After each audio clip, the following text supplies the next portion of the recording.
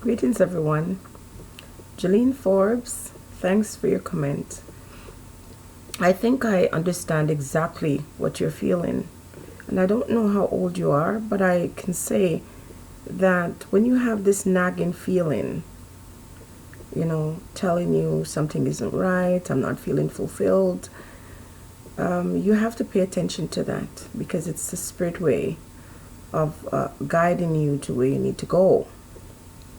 Having said that, Jolene, I think we have to prepare for the thing that we want. And sometimes when there's not enough or sufficient preparation, we make mistakes in our choices or our decisions to do whatever. So, as much as I love Jamaica, and I'm obsessed with that place, and I would tell anyone who wants to eventually move back to Jamaica, is to, before you make your final decision to do that, is that you work out your schedule in such a way so you can stay there temporarily for a year. If after you've been there for 1 year and you still love the place and you're still feeling that desire to stay there, then you can make your plans from there. But first, you're gonna need a place to live, and if you're not retirement age, you need a career, you need a job.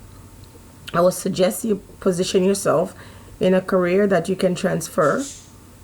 If you can become your own business person, or you can set up your own little work, because it's a very expensive place to live. And no matter how much money you have, if you're expat, you could run out of that money really fast.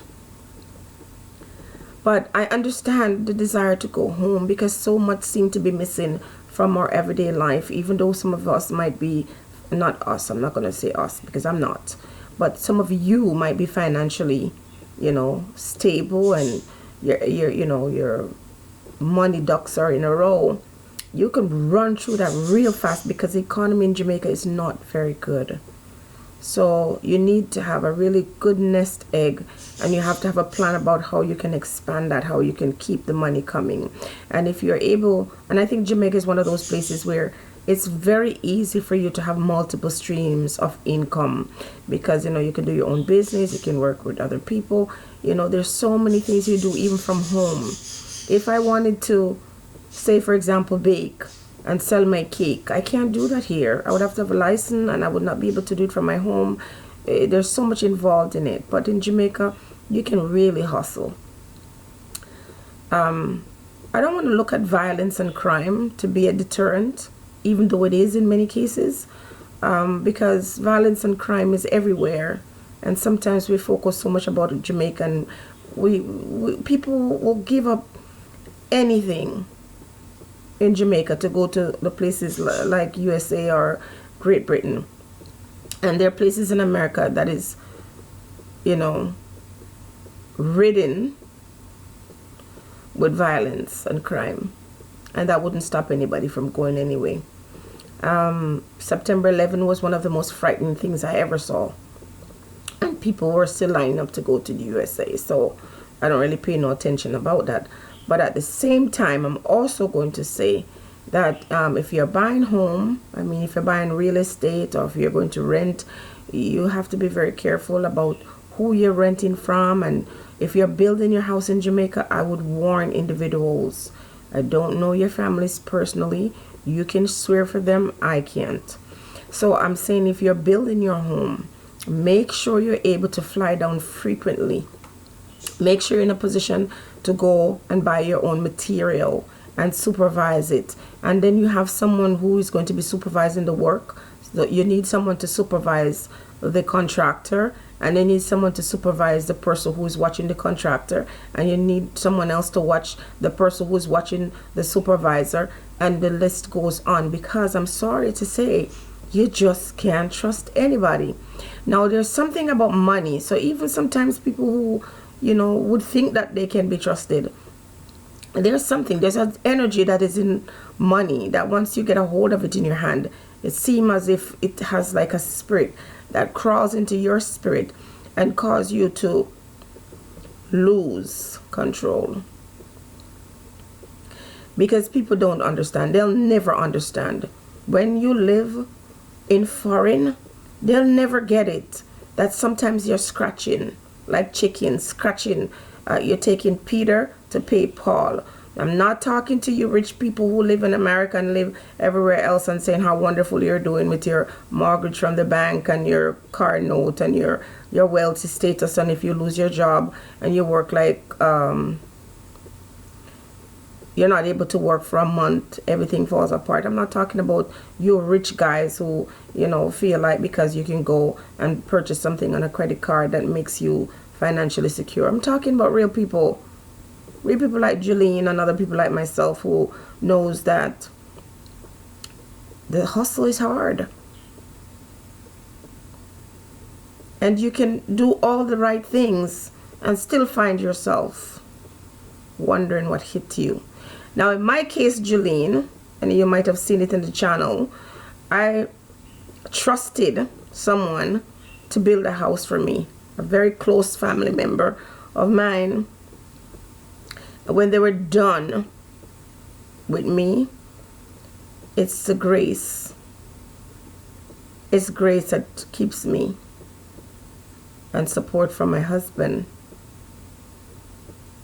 Almost lost my mind because all, those young days when I should have been having fun and enjoying my life, I was not. I was working, and every dime that I got, I was sending, securing my future and thinking to myself that, leaving a little legacy for my children, because I know that when my children grow up, they will want to escape. And Jamaica, because of its beauty and its serenity, will be a place that they'll probably want to escape to. Because where we're on the plantation, and at the end of the day, while we're on this plantation, we don't own it. We are not even overseers of the plantation. We're just here working, and some of us are asked to be, slave drivers, and others are asked to be workers who get whipped morning, noon, and night. Some people can't sleep in their beds, so they might be allowed to buy a house on the plantation, but they can't sleep in it. They can't enjoy it because of the price of paying for it, and the expense that comes with having it means that they have to be out there on the plantation. And so you have this fantasy in your mind that, yeah, when I get older, I want to go back home. You're from Africa, Nigeria, you're from Ghana, you're from any Caribbean place. Your desires to go back home.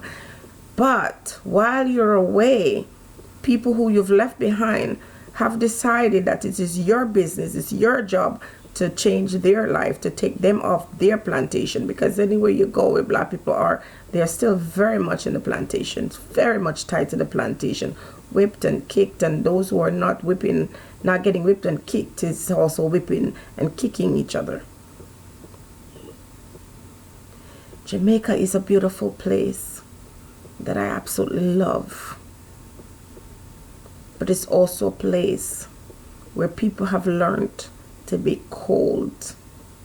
And it's not a Jamaica thing. It's black, wherever black people are. I guess after years of troubles and trials, people have learned how to be ruthless.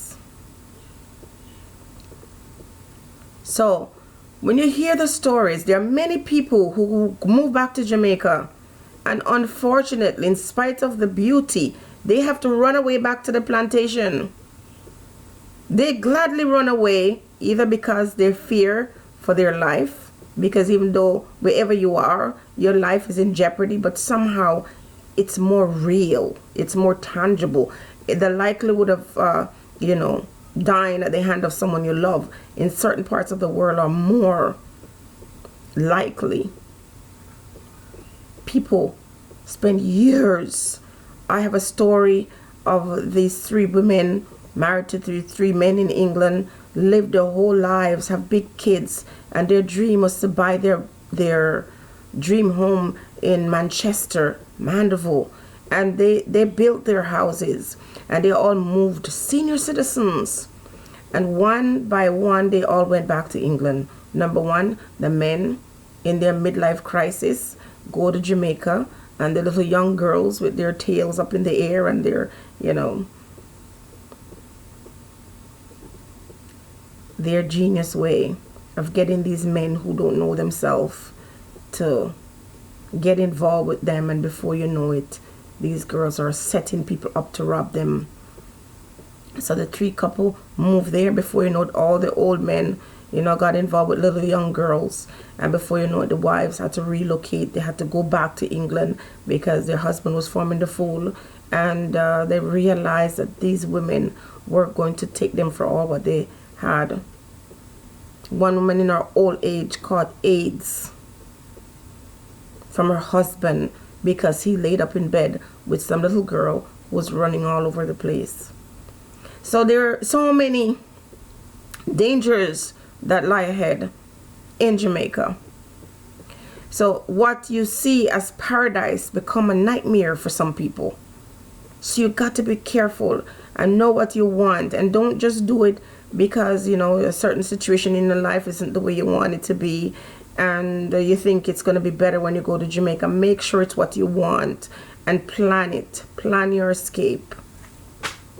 Otherwise, you'll spend your life savings and go there only to turn back around. Everything has to be meticulously planned out. From where you're going to live, what you're going to be doing when you're there, who you're going to be associating with, what contributions you wish to make in your life or in someone else's life. All of those decisions is life and death. Life and death. And it's not just Jamaica. It's everywhere. If your Ghanaian friends or your Nigerian friends tell you the stories of what individuals do to them, strangers and family alike, you would cry.